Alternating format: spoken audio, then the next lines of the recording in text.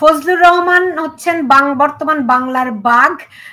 আব্দুল হাকিম বলছেন ফজলুর রহমান তিনি খুব স্পষ্টবাদী, ভালো মনের মানুষ। আরেকজন বলছেন যে ফজলু ভাইকে হাজারো সালাম। আপনি দেখেন বাংলাদেশের মানুষ এই মুহূর্তে আপনাকে তাদের কান্ডারি মনে করছে, কারণ আপনি তাদের কথা বলে শেষ করব।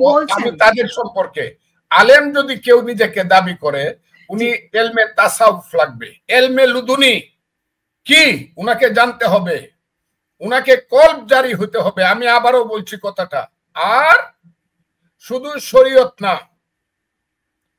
শরীয়ত, তরিকত, হাকিকত, মারেফত সমস্ত ব্যাপারে উনাকে জ্ঞান অর্জন করতে হবে এবং জ্ঞানী হতে হবে।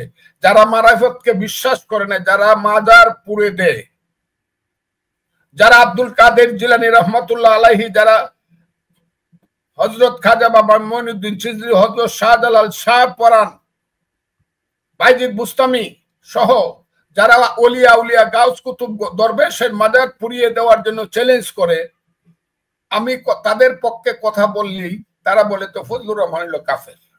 আমি একটা কথা বলি, আমি দেখেন এখানে তো মন্তব্য করছে মানুষ যে 500 টাকা দিলে হুজুরদের কথা বদলায়, এটাই সত্য, তাই না? আপনি সাহসী বীর মুক্তিযোদ্ধা, সবাই জানে আপনি কাপুরুষ নন, আপনি বীর না। আমি কথাটা 500 টাকা তো দূরের কথা, যে লোকটা 1 বছর আগে কইছে ইউনূস হইল দুজকে যাবে, সে হইল সুৎখোর, সেই লোকটা বলতেছে ইউনূস হইল আমার নবীর মতো জন্মগ্রহণ করছে, তাকে আমি কি বলবো? কি বলা উচিত? দেখেন আনিসুজ্জামান রাজা তিনি বলেছেন, ওই ইব্রাহিম সাহেব কি বলছে, কাজী ইব্রাহিম সাহেব, মৌলানা ইব্রাহিম সাহেব তাহেরি সাহেব বলছে ও কাফের। ওই যে আমাদের ডক্টর এনায়েতুল্লাহ সাহেব উনি বলছে ও কাফের। এমনকি এনায়েতুল্লাহ সাহেব ওই যে আজহারি হুজুর তাকেও বলছে কাফের। এখানে তাদের নিজেদের মধ্যে কেউ একজন আরেকজনকে কাফের বলতেছে, একজন আরেকজনকে অমুসলিম বলতেছে, একজন আরেকজনকে বলতে ও জীবনে কোনোদিন বেহেশতে যাব না, ও দায়ুস। এখন আমাদের মতো উম্মি লোকজনকে নিয়ে তারা পড়লো কেন? আমরা যখন দেখি আপনারা রকম চেঞ্জ করেন, বিভিন্ন রকম কথা বলেন, আমরা মাঝে মধ্যে বলি যে আপনাদের কাছ থেকে তো আমরা আরো বেশি সত্য এবং সুন্দর কথা শুনতে চাই। সেই কথাগুলো বললে তো আমরা আপনাদেরকে সালাম জানাই। সেই কথাগুলো না বলে আমি কথাটা শেষ করে লাই। আমি কইছি যে ওই যে 7 জন ভদ্র মহিলা যারা নারী নীতিটা লেখছে, তাদের ভুল হইতে পারে, কিন্তু তারা তো এই দেশের সম্মানিত মহিলা, কেউ ডক্টরেট, কেউ প্রফেসর, কেউ এই সরকারের মন্ত্রী, আগের সরকারের মন্ত্রী, কত জ্ঞানী গুণী মহিলা তারা। এখন বড় একজন মৌলানা এই রেসকোর্সে দাঁড়াইয়া বলে দিলেন যারা এই নারী নীতি যারা আমাদের সামনে, দেশের সামনে উপস্থাপন করছে, এরা হইল বেশ্যা। এখন এই কথাটা সমর্থন করলে তো আমি বেহেশতে যাবো তাদের কথা অনুযায়ী। আর আমি যদি বলি মা বোনকে যারা বেশ্যা বলে, তারা যারা বেশ্যা বলে তাদেরকে পেটে ধরেন না মায়েরা বোনেরা, এই কারণে আমি পাপী। আজকে তো আমি দেখি সুফিয়া কামাল থাকলেও, বেগম সুফিয়া কামাল থাকলেও এরা একই বকা দিত। ও না, আপনি তো জানেন বেগম রোকেয়াকে পর্যন্ত এই সমস্ত উপাধি দেওয়া হয়েছিল এই 80 বছর আগে। আমি জানি ওই কথাটা, আমি কথাটা বলছি বলে জানি 1936 সনে যে রোকেয়ারে কত বকাবকি করছে, এখন তাকে তারা ঘোষণা করা হয়েছিল, তারে হত্যা করার। আমি আচ্ছা, এখন তারা বলতেছে সব কোরআনের বিরুদ্ধে আইন হইতেছে।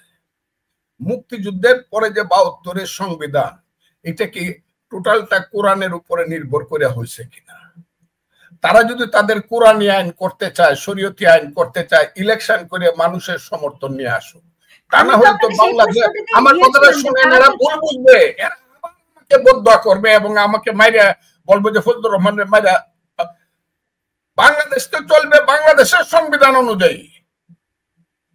কোরআন তো বাংলাদেশের এখন সংবিধান না, তারা যদি পারে কোরআনকে সংবিধান করে নিক, বাংলাদেশ তো চলবে বাংলাদেশের সংবিধান অনুযায়ী। সেখানে তো পরিষ্কার লেখা আছে এখানে নারী পুরুষে কোনো ভেদাভেদ থাকবে না, পরিষ্কার লেখা আছে এখানে। এখন একজন যদি বলে নারী পুরুষ সমান, আর আপনারা যদি এই কথা কইলে পড়েই রেসকোর্স ময়দানে একটা নারীর প্রতিকৃতিকে টাঙ্গাইয়া পাও থেকে মাথা পর্যন্ত আপনারা দূরা দিয়ে পিটান, যেটা সারা পৃথিবী দেখে মনে করে আমরা হইলাম অসভ্য, এই কথা বললে আপনারা আমাকে বকবেন? আমার সাথে তর্ক করছে, তুই তুই কই আমারে কইছে ফোনে, এই তুই কে রে, তুই বুঝস? আমি কি বুঝতাম হুজুর, কোন তো দেখি, তুই কি বুঝস যে ক্লাস 5 এর পড়লে পরে মেয়ের বয়স 11 বছর হয়? আমি কই বুঝি।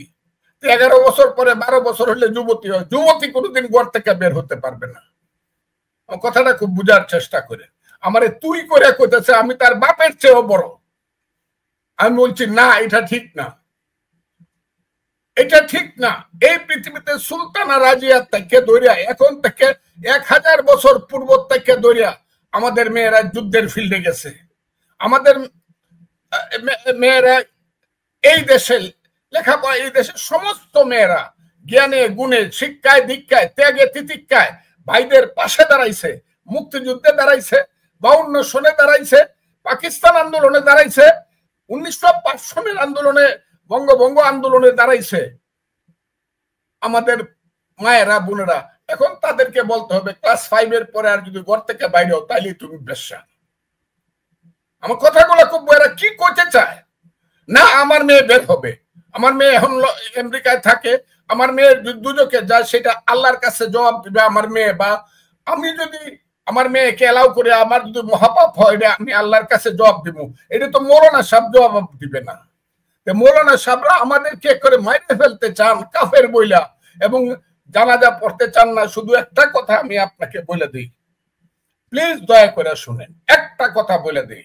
তারা যখন বলছে ফজলুর রহমানের জানাজা কেউ পড়বো না, অন্তত 50 জন আহলে সুন্নাতুল জামাতের পীর মাশায়েখ আমাকে ফোন করে বলছে এরা যা বলছে সব মিথ্যা কথা, আমরা গিয়ে দাঁড়াবো, আপনার শুধু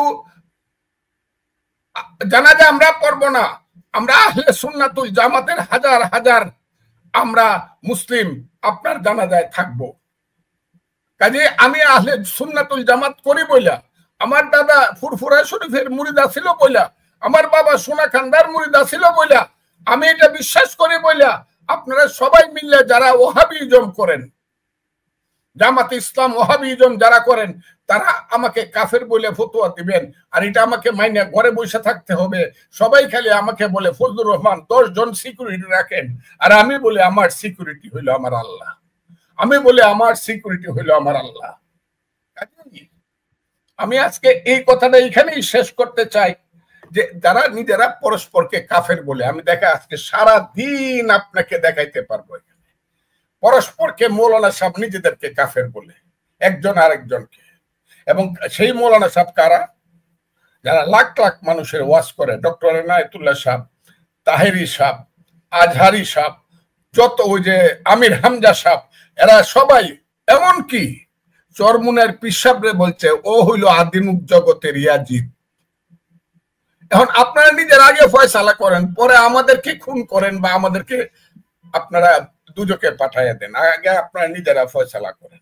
এখন আমি বাংলাদেশের ফির দুনিয়া বলি, ফির দুনিয়া।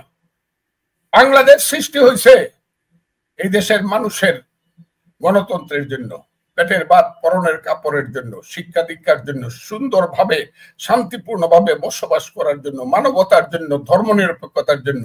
কিন্তু ইউনূস সাহেব সবটা শেষ করে দিচ্ছে। প্রতিদিন কি আমার রাত্রে ঘুমাইতে হবে? রাত্রে হয়তো বা মার্শাল হইতে পারে, রাত্রে হয়তো বা জরুরি অবস্থা জারি হইতে পারে, রাস্তাটা হাইতে গেলে মিলিটারি আমাকে ফিরাইলো, পুলিশ আমাকে গুলি করতে পারে, পুলিশ মিলিটারি আমাকে শেল্টার দিল, মব যারা করে তারা আমাকে পিটায় মেরে ফেলতে পারে। এই যে একটা দেশ ইউনূস সাহেব সৃষ্টি করছে, এই দেশটা সৃষ্টি করার জন্যই কি আমরা 5ই আগস্ট ঘটাইছিলাম? আমরা কি 5ই আগস্ট এই কারণে ঘটাইছিলাম? আমার দলের নেতা জনাব মির্জা আব্বাস বলেছে গত 7 মাসে 90,000 কোটি টাকা বাংলাদেশ থেকে মানি লন্ডারিং হয়ে চলে গেছে। এই হিসাবটা উনি দেবেন, কিন্তু আমি এটা দেখছি, এটা কেউ প্রতিবাদ করে নাই।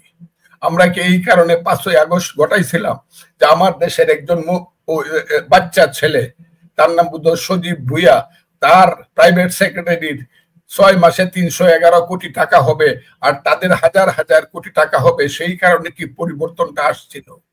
সেই কারণে কি পরিবর্তনটা আসছিল যে তারা প্রতিদিন আওয়ামী লীগকে তারাইছি, বিএনপি কে তারামু, বিএনপি আওয়ামী লীগের টাকা খায়া রাজনীতি করে, ইন্ডিয়ার দালাল। তারা তো আপনাকেও ইন্ডিয়ার দালাল বলে, আওয়ামী লীগের দালাল বলে। দালাল আমি দেখেন, আমি বলছি 10,000 বছর যাবত আমরা ভারতীয় ছিলাম। ওরা করছে কি, এই যে আমি মোল্লা কেন ডাকি, এরা এত মিথ্যাবাদী অনেকেই, সব না, এরা 10,000 বছর যাবত কথাটাকে আগে ওমিট করছে, করে লেখছে আমরা ভারতীয়, আবার ছিলাম কথাটা পিছন থেকে কাটিয়ে দিছে, বলতেছে ফজলুর রহমান বলছে আমরা ভারতীয়। এরা এত মিথ্যাবাদী। এবং আমার যে বলতেছে আমি ইসলামের বিরুদ্ধে বলি, আমার সমস্ত বক্তৃতাটা আমি চ্যালেঞ্জ করছি, আল্লাহ যদি থাকে আল্লাহর দোহাই লাগে, তা না হলে আপনারা দুজকে যাবেন, আমার সমস্ত বক্তৃতাটা মানুষকে শোনায়া কোনটা আমার ভুল হয়েছে আমাকে বলেন। আমি যদি ইসলামের বিরুদ্ধে কোনো কথা বলে থাকি, আমি হাত জোর করে মানুষের কাছে মাপ তো চাবই, আল্লাহর কাছে আমি ফানা যাব। কিন্তু আপনারা তো একটা কথা শোনাই বলেন, তো ফজলুর রহমান বলছে 500 টাকা 1000 টাকা হইলে মৌলানা সাহেবদের কি ওয়াজের বদলে কথা বদলে দেয়, কথা বদলে দেয়। 1 বছর আগে কইছি ইউনুস সুৎকুর, ইউনুস দুজকে যাইব, আর এখন বলেন ইউনুস হলো আল্লাহ নবীর সমান সমান। আমি যদি ওরে অমানুষ বলি, সেই কারণে আপনি আমাকে বকবেন? আমি যদি বলি নারীকে যারা বেশ্যা বলে, নারীরা তাদেরকে পেটে ধরা উচিত না, এই কারণে আমাকে বকবেন? কেন বেশ্যা বলেন? আপনাদের অন্য কোনো ভাষা নাই? আপনাদের মা বোন আছে না? আমি কইটা। আর নারী কি করবে তো নারী জানে। নারী তো 50%, এই সারা পৃথিবীতে, বাংলাদেশেও 50%, 9 কোটি। আমি বলছি হ্যাঁ, একদিন বাড়িয়ে বলে 9 কোটি, তখন দেখা যায় বলে। এমনকি মৌলানা মৌলভী সাহেব যারা সালাম দিয়ে বলি, আলেম সাহেব আপনার ঘরের মেয়েও কিন্তু একদিন বাড়িব, যে না আমি আমার অধিকার চাই। আপনি এখন বুঝতে, আপনি বলবেন কোরআন কিতাবের কথা, আপনি বলবেন, আমি আপনার কোরআন কিতাব মাইনেও আপনাকে বলবো, পৃথিবীতে 5টা জিনিস আছে ইসলামের। 1 কলিমা, 2 নামাজ, 3 রোজা, 4 যাকাত, 5 হজ। এই 5টা জিনিস মাইনা কেউ যাবে ইস্তেমা করার লাগি তবলিগ জামাত, কেউ যাবে হুজুরের কাছে, কেউ করবে আহলে হাদিস, কেউ করবে এটা ওইটা, করুক গিয়া, আপনার কি? সে আল্লাহর কাছে জবাব দিয়ে করবে। যা হোক, আমি আজকের কথাটা অত্যন্ত ক্ষুব্ধ, এবং এর সঙ্গত কারণও আছে। তাদের উগ্রতা তো আমরা জানি, এবং এই উগ্ররা দেশটাকে একদম আষ্টে পিষ্টে বেঁধে ধরছে। সেখানে আপনারা কি ভূমিকা রাখবেন কিনা? আমি আপা সুলতানা আপা, এটা কিন্তু উগ্রতা না। আমাকে তারা যা বলতেছে, এটা আমাকে তারা আমি তাদেরকে বলে দিতে চাই, জামাতের এবং শিবিরের যেসব মৌলানা মৌলবীরা আমাকে কথা বলতেছেন, আমি কিন্তু আপনাদের সবার চেয়ে বয়সে বড়। আমার বয়স কিন্তু 78 বছর। আমি কিন্তু বাংলাদেশের একজন মুক্তিযোদ্ধা। আমি কিন্তু বাংলাদেশে 1 লক্ষের উপরে লয়ার আছে। আমি কিন্তু 100 সিনিয়র লয়ারের একজন, সিনিয়র অ্যাডভোকেটের। আমি কিন্তু আপনাকে বলি, আমি কিন্তু মেম্বার অফ পার্লামেন্ট ছিলাম। আমি কিন্তু এই জন্মে যত আন্দোলন সংগ্রাম হয়েছে গত 61 বছর, সুদিনে দুর্দিনে, দিনে রাতে, সামরিক বেসামরিক শাসনের বিরুদ্ধে, গণতন্ত্রের, কই গেলেন, বাংলাদেশে কেউ এটা সংগ্রাম করে না। আমাকে যারা নামটা বিকৃত করে ডাকে, তাদের মনে রাখা উচিত, আমি তাদেরকে চ্যালেঞ্জ করছি। এখন আমি চ্যালেঞ্জ করলাম, যারা আমাকে বকেন যে ফজলুর রহমানের কিছু নাই, আমার এলাকাতে আল্লাহ যদি আমাকে বাঁচায় রাখে, আমার দল যদি নমিনেশন দেয়, আমি ইলেকশনে যাব, আপনারা সব মিলে গিয়ে দেখি তো আমারে ফেল করায়েন। আপনারা দেখি আপনারা কারা বাংলাদেশে, এবং আমিও দেখবো এই দেশে জামাতের যারা আমাকে বকাবকি করতে, প্রত্যেকটা সিটে আমি যাব, আমি প্রত্যেকটা সিটে যাব এবং গিয়ে বক্তব্য রাখবো যে এই দেশ কি মুক্তিযুদ্ধের দেশ হবে নাকি রাজাকার আলবদরের দেশ হবে। একটা ভোট দেন, কারণ দেশটা এসে দাঁড়ায় গেছে। এখন মুক্তিযুদ্ধ থাকবে কি থাকবে না, আপনি মুক্তিযুদ্ধের পক্ষে না বিপক্ষে? জামাত যেখানে দাঁড়াবে, যেভাবে আমাকে বকাবকি করতেছে, আমি গিয়ে মানুষকে জিজ্ঞাসা করবো মুক্তিযুদ্ধ চান, তাহলে ভোট দেন দানের শীষ। মুক্তিযুদ্ধ চান না, অন্য যেখানে ইচ্ছা ভোট দেন। এই জায়গাতে যাবে দেশ। বকাবকি প্রত্যেক দিন করেন, মানুষের একটা ধৈর্যের সীমা আছে। আপনারা কারা, কি কাজ করে আপনারা ভাত খান? আমারে জিজ্ঞাসা করেন আমি কি করে? না, আমি চান্নাতুল্লাহ খাই না, আমি মুক্তিযোদ্ধা। আমার ঘরে যখন 1 সের চাল ছিল না, আমার নদীর ঘাটে 10,000 মন চাউল ছিল, আমি বাজার থেকে বাকি চাউল কিনা খাইছি। আমার নাম ফজলুর রহমান। যদি বিশ্বাস না করেন, ইনকোয়ারি করে ইনভেস্টিগেশন করে দেখেন, কারণ সরকার তো আপনাদের দেখেন হুইজ ফজলুর রহমান ইন বাংলাদেশ। ও আমি কোন দলের সভাপতি না, সেক্রেটারি না, এই কারণে মনে করেন ফজলুর রহমান কেউ না? না, ফজলুর রহমান বাংলাদেশের কেউ। আমি বাংলাদেশের মুক্তিযোদ্ধা, যারা জীবিত আছে মুক্তিযুদ্ধের টোটাল কণ্ঠটা, মুক্তিযোদ্ধাদের টোটাল কণ্ঠটা আমার মুখ দিয়ে বেরোচ্ছে বাংলাদেশে। আমি মুক্তিযুদ্ধের বাংলাদেশে বর্তমান প্রতীক। মেরে ফেলেন আমাকে, আমাকে মারলে মুক্তিযুদ্ধকে হত্যা করতে হবে, আমি মুক্তিযুদ্ধ ছাড়বো না। কাজে যারা আমাকে বকাবকি করেন হাত জোর করে বলি ওইসব জায়গায় যায়েন না, পারলে আমার সাথে আইসা সুতর্ক করেন, যুক্তি দিয়ে তর্ক করেন আমার সঙ্গে, ওই দু এক কথা বাজে আমাকে বকাবকি করেন না। ফজলুর রহমান বলতে আলেমরা টেহা খায় ওয়াজ করে, হ্যাঁ আমি এটা বলি না, আমি বলছি মোল্লা মুন্সিরা নট আলেম। আলেম হইতে হবে, আমি আজকে বলে দিলাম, যিনি নিজেকে আলেম দাবি করেন এলমে তাসাউফ সম্পর্কে তার নলেজ থাকতে হবে, এলমে লুদুনি এবং কাল্ব জারি থাকতে হবে, তিনি হবেন শ্রেষ্ঠ আলেম। আমি এই কথাটার উত্তরটাই চাই। আরেকটা কথার আমি উত্তর বারবার খুঁজতেছি। এখন যদি আমার দিনের নবী হযরত মুহাম্মদ সাল্লাল্লাহু আলাইহি ওয়াসাল্লাম এখন যদি ধর্ম প্রচার করতেন, সেই ধর্ম প্রচারের বিপক্ষে যদি বাধা হইয়া বদরের এবং উহুদের যুদ্ধ হইতো, উনি কি লাঠি নিয়ে যুদ্ধ করতে যাইতেন কিনা, নাকি অন্য কোনো অস্ত্র নিয়ে যাইতেন? উনি কি লাঠি নিয়ে যাইতেন কিনা? যদি বাস্তবতা বলে যে না, আজকের যুদ্ধে উনি লাঠি নিয়ে যাইতেন না, তাইলে উনি আজকে থাকলেও আজকের বাস্তবতাকে এই পৃথিবীর সবার চেয়ে বেশি স্বীকার করতেন, কারণ উনি ছিলেন পৃথিবীর, he is the great among the all greatest personality in the world। এটা আমি বলি না, এটা খ্রিস্টান হিকি সাহেব বলছে। Muhammad is the great among all the greatest personality of the world। উনি যদি আজকে থাকতেন, পৃথিবীর সবচেয়ে আগে উনি আধুনিকতাকে গ্রহণ করতেন। আপনারা তো চান্দে গেছে, হেঁটে স্বীকার করেন নাই 1969 সনে মানুষকে মারছেন, কাফের কইছেন। মাইক বাজায় বিয়া করলে কইছেন জামাই বউয়ের বাচ্চা হইলে পরে এটা অবৈধ বাচ্চা হইব, যারও জৈব। এখন তো সারা রাত মাইক বাজায় ওয়াজ করেন আপনারা, বড় বড় মৌলানা সাহেবরা। আপনারা ওই ঢাকা শহরে যখন রাজুকে টেলিভিশন সেন্টার, রাজুক ছিল না তখন, ছিল এটা ডিআইটি, ডিআইটিতে যখন টেলিভিশন সেন্টার উদ্বোধন করে, তখন এইখানে বাইতুল মুকাররম তখন ওইভাবে হয় নাই। সারা মসজিদ থেকে বাড়িয়া মোল্লারা কইছে কাফেররা যারা শয়তান রে টেলিভিশনের ভিতরে আনতেছে, সেই আইয়ুব খানে জাহান্নামে যাইবো, সেই মুনায়েম কা জাহান্নামে যাইবো। এটা মুসলিম লীগ করছিল 64 সনে। আপনারা তো টেলিভিশনেই মানেন নাই। আর এখন এই যে মোবাইল কার কাছে নাই, আমি হুজুররা জিজ্ঞাসা করি, এই যে হুজুররা, এই মোবাইলটা কেউ আবিষ্কার করছেন আপনারা? কোন মুসলমান এই মোবাইলটা আবিষ্কার করছে? এটার মাঝে কি কোনো সুন্নত ফরজ আছে? এইটা তো ব্যবহার করেন। কেন করেন? কারণ এটা বিজ্ঞানের অগ্রগতি হয়েছে। আর আমি বিজ্ঞানের অগ্রগতিকে স্বীকার করি বইলা প্রত্যেক দিন বলেন ফজলুর রহমান মরুক, ফজলুর রহমান মরলে পরে আমরা জানাজা পড়বো না। আরে আপনি জানাজা পড়বেন নাকি? আমার জানাজা তো ব্যবস্থা করবে আল্লাহ, আমার জানাজার ব্যবস্থা করবে আল্লাহ। আপনি কি জানাজা পড়বেন আমার? আর পড়বেন নাকি? এই যে মোবাইলটা কেন ব্যবহার করেন মৌলানা সাহেবরা? তাইলে বিজ্ঞানকে স্বীকার করেন। বিজ্ঞানকে স্বীকার করলে আধুনিকতাকে স্বীকার করতে হবে। তা না হলে এটা মনে হবে যে আপনি একটা মুনাফিকি। আপনি সব বিজ্ঞানের সুবিধা নেবেন, আবার বিজ্ঞানকে স্বীকার করবেন না, এটা হলো মুনাফিকি। এবার আগে বাড়াবো।